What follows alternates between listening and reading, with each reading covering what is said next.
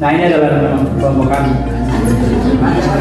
Selanjutnya nanti kita akan membahas yang pertama pengertian, ada dasar genetik, terus variasi genetik, dampak manusia modern, kemudian ada kesehatan penyakit.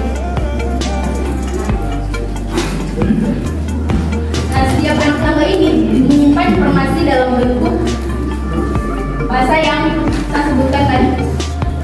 Ada ini berpasangan dengan timin. Jadi di sini saya akan menjelaskan mengenai mutasi dan rekombinasi genetik. Teman-teman semua bertanya, apa itu rekombinasi dan apa itu mutasi? Ada yang tahu? Yang tidak tahu coba berdiri coba. Oke, nah jadi begini. Nah, pertama mutasi. Nah, teman-teman bisa baca sini. Ada bisa baca tidak? Oke, dengar. Nah, di sini mutasi itu terjadi akibat perubahan pada DNA suatu gen. Nah, perubahan ini bisa Dikenal dengan sebutan survival of the fittest, yang berarti bertahan hidup bagi yang terkuat. Nah, selanjutnya kita masuk pada prinsip-prinsipnya. Yang pertama yaitu sebagian besar karakteristik populasi harus diwariskan. Lalu yang kedua, keturunan yang dihasilkan harus lebih banyak daripada yang bertahan hidup. Mulai dari persebarannya, kebiasaannya, dan lain-lain. Genetik manusia juga mampu berubah susunannya akibat lingkungan sekitar. Status sosialnya. Nah, pengaruh gaya hidup ini itu bisa kita ketahui bahwa sekarang manusia mulai melakukan diet-diet yang tidak wajar. Contohnya itu dengan mengurangi laktosa, karbo, dan lain-lain. Hal ini mampu mempengaruhi proses metabolisme dalam tubuh kita. Dengan tidak terjadinya proses metabolisme karena evolusi genetik menjadi masa lalu dan saat ini. Tahu kan teman-teman, kalau evolusi genetik pada saat ini itu kebanyakan sudah dipengaruhi oleh teknologi. Ada teknologi-teknologi tertentu yang bisa mempercepat evolusi genetik pada manusia. Salah satunya adalah CRISPR-Cas9 atau Conserved Secondary Interface Short Polymerase Inhibitor.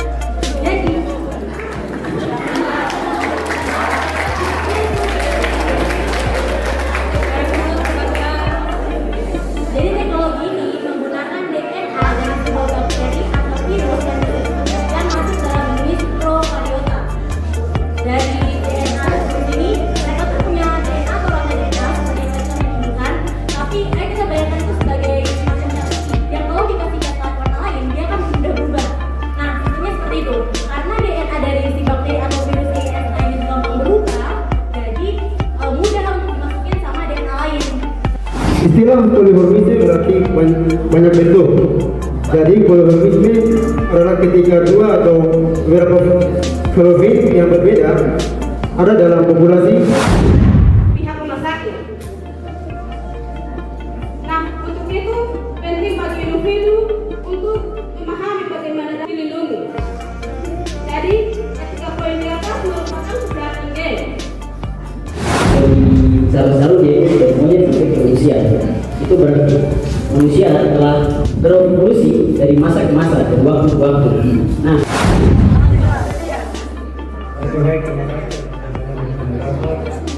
di sini saya bertanya terkait dengan penurunan sifat atau genetik sifat.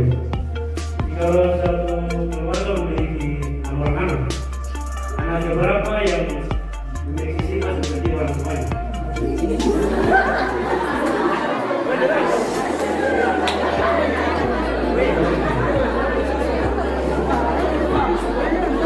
Nah, kalau teman-teman mendengarkan dengan jelas, berarti sifat yang dimaksud apa? Sifat yang dimaksud adalah sifat genetika. Jadi kalau kita punya orang tua matanya biru, kita juga mata biru. Kalau kita punya ibu mata lain. Jadi yang saya maksud tadi, ya memang dia belibet sedikit. Maksudnya dia gini, kalau misalkan teman Bosco pertanyaannya, anak mana yang sifatnya secara kepribadian misalkan galak lah, suka marah-marah, suka ngambek sama kayak orang tuanya, ya tergantung, nggak ada genetik tidak bisa membuktikan itu. Yang bisa dibuktikan oleh genetik adalah apakah anak itu misalkan golongan darahnya sama seperti orang tuanya, matanya sama seperti orang tuanya, rambutnya sama seperti orang tuanya. Kalau misalkan orang tuanya dua-dua berambut lurus, berkulit coklat, anaknya akan seperti itu seharusnya. Kecuali anaknya mengalami keterbelakangan situasi genetik, misalkan dia albino atau lain-lain. Nah mungkin itu akan berubah, berbeda. Tapi selain itu tetap sama sesuai dengan orang tuanya. Makanya tadi aku bilang kecuali dari orang tua lain. Itu kalau misalkan dari orang tua lain, misalkan beda ayah, beda bentuk genetik seperti itu. Baik, terima kasih Tuan Resi. Apakah Intinya bahwa dalam tubuh manusia, tubuh manusia itu semuanya disusun oleh sel, gitu ya, disusun oleh sel. Makanya kalau teman-teman lihat ketika orang melakukan ketika ada pembunuhan atau apa, orang mengambil sampel darah atau rambut, kuku, itu bisa tahu siapa orangnya, siapa pelakunya. Karena dari situ bisa terbaca genetiknya, siapa yang menjadi pelaku. Ya. Jadi seluruh tubuh manusia itu disusun oleh sel. Di dalam sel itu ada bagian inti yang mungkin teman-teman kelas 2 sudah belajar juga, ada materi genetik di dalam. Ya, materi genetik itu sebagai itu istilah biologis, dia sebagai pembawa, penerima informasi genetik yang nanti diturunkan ke anak. Jadi kita semua ini membawa informasi genetik dari orang tua kita. Materinya apa saja? Ada beberapa komponen dalam materi genetik. Saya tanya juga kami bingung kan? Cari saya sendiri. Ya, jadi setiap manusia itu, kita manusia kalau tidak salah itu ada punya 46 kromosom kalau tidak salah ya. Kalau hewan variasi, dia punya kromosomnya berbeda-beda. Jadi bagaimana sampai ada variasi? Tadi ditanyakan oleh Bosco, mungkin Bosco dia berambut sendiri, yang keriting dan hitam, dia punya kakak adik semua putih. Ini pertanyaan yang besar juga. Sebenarnya ya kadang juga kita jumpai ada beberapa anak atau ya mungkin kita punya kenalan, kalau kita lihat mungkin orang tuanya hitam, itu anaknya putih. Itu dari mana?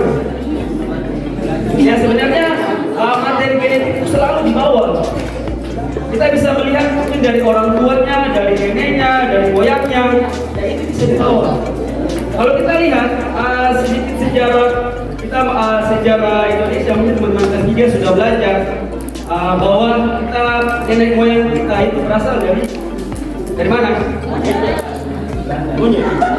Dari kebanyakan dibawa dari bagian Asia Tenggara ya toh? Makanya kita bagian Indonesia ada sedikit kemiripan dengan orang-orang Thailand, Cina. Nah, kamu lihat Sidelia, matanya agak sipit, ya toh? Ya, kemudian ada yang putih. Nah, sebenarnya kita juga mewarisi ada gen-gen dari sana. Yang sedikit, walaupun sedikit, tapi akan terus dibawa. Jadi ada evolusi di sini ya. Ada proses evolusi yang terjadi. Yang mungkin itu saja yang bisa saya sampaikan. Saya juga menyadari bahwa saya bukan guru biologi, hanya membantu mengajar. Jadi mohon maaf kalau memang ada kesalahan. Terima kasih banyak untuk teman-teman kelas IPA. Kita beri aplaus dulu. Dan membawa materi dengan sangat baik. Kami memang punya kerinduan tadi untuk ada di dalam ruangan ini, tapi karena situasi ruangan ini kan padat, kami mendengar dari luar.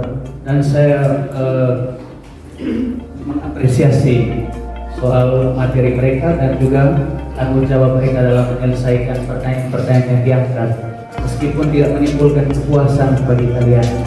Memang itu sifat dasar seorang penanya, tidak akan pernah habis, selalu ditanyakan, dan itu sesuatu yang sangat manusiawi, karena memang setiap persoalan tidak akan sampai pada titik akhir, selalu ditanyakan secara terus-menerus. Tapi paling kurang materi mereka siang ini membantu kita untuk membongkar cara berpikir kita tentang ternyata ada sesuatu yang mempengaruhi tubuh kita, perubahan atau dalam bahasa dari evolusi genetik. Satu dua hal yang menurut saya pertegas lagi misalnya jawaban atas pertanyaan-pertanyaan tadi. Yang pertama itu tentang evolusi ya. Betul. Pada Andreas Losiko, kata evolusi itu kan artinya perubahan, dan kita sudah mendengar definisinya secara panjang lebar di dalam materi ini. Kata evolusi itu kan secara etimologis berasal dari bahasa Latin kan. Kamu lebih tahu. Saya hanya ingat waktu SMA dulu. tahun 2009. Kata latinnya evolvere, itu kan deklinasi kedua. Kalau akhiran kere, kalau akhiran are itu deklinasi pertama, kata kerja pertama. Evolvere itu kan artinya apa? Pembuka lipatan. Itu secara etimologis kan, asal katanya. Sebetulnya ya kemudian baru diterjemahkan dengan kata perubahan. Perubahan itu kan berarti mengandaikan pada titik tertentu tidak terjadi sesuatu. Lalu kemudian dalam rentang waktu yang begitu entah lama atau panjang dia akan mengalami perubahan fisik. Dan dalam kaitan dengan materi kita siang ini tadi, evolusi genetik itu berarti ada perubahan hal-hal yang mendasar, yang substansial dari dalam diri kita manusia, dan itu yang menimbulkan perubahan. Baik yang kelihatan, yang kasat mata dilihat oleh indera manusia kita, pun yang tidak terlihat. Itu yang genetik. Nah, yang genetik tadi itu kan dijelaskan DNA, kemudian kromosom. Kalau yang maskulin itu kan kromosom X dan feminin kromosom Y. Dan ada pertanyaan yang sangat kritis tadi itu, dan saya di luar juga luar biasa. Misalnya, saya tidak tahu dari siapa, bosku kan? Misalnya dalam satu keluarga ada lebih dari satu anak. Dari satu bisa saja sampai satu lusin kan. Kita menggunakan rumusan lebih dari satu anak, dan ternyata antara anak yang satu dan yang kedua itu ada perbedaan, baik secara fisik tampilan lahiriah maupun secara karakteristik sifat. Nah, menjadi pertanyaan kenapa ada perbedaan? Nah, kita tahu dalam ilmu biologi, mata pelajaran biologi yang jurusan IPA paling tahu. Dan kebetulan dulu juga saya jurusan IPA sehingga masih ada sisa-sisa kecil dalam ingatan saya. Kenapa itu terjadi? Ya, seperti yang dijelaskan oleh kelompok tadi. Rata-rata anak-anak itu kan mewariskan apa yang dimiliki oleh orang tuanya, ayahnya dan atau ibunya. Dan kalau misalnya anaknya itu yang laki-laki menunjukkan maskulinitasnya ke laki-lakiannya, itu berarti kromosom X yang dominan dalam dirinya. Kalau keperempuanannya atau sisi feminitasnya lebih dominan, berarti kromosom Y yang paling dominan ada dalam dirinya. Itu yang membedakan kemudian gender laki-laki dan perempuan. Lalu yang kedua, kalaupun misalnya secara jenis kelamin dia laki-laki, tapi sisi femininnya itu lebih dominan, bencong kan? Seperti itu. Ya, itu berarti kromosom tadi itu yang laki-laki, kalau dia sisi feminitasnya lebih tinggi, berarti bisa saja kromosom Y-nya lebih dominan. Dan rata-rata anak-anak ini kan ya 50% dari DNA orang tua genetiknya itu diwariskan ke anak-anak. Nah, kenapa ada perbedaan antara anak pertama dan kedua? 50%-nya memang diwariskan ke anak itu setiap anak, tetapi 50% kemudian itu kan yang tadi itu bahwa ada yang dominan dari orang tua kayak ayahnya dan atau ibunya, sehingga sifat atau karakter, model fisik, model kepala, rambut dan atau segala macam itu bisa saja menimbulkan perbedaan karena jumlah kromosom tadi yang ada dalam diri kita. Itu yang pertama. Lalu yang kedua juga tentang fisik, sifat dan sudah dijelaskan oleh kelompok tadi.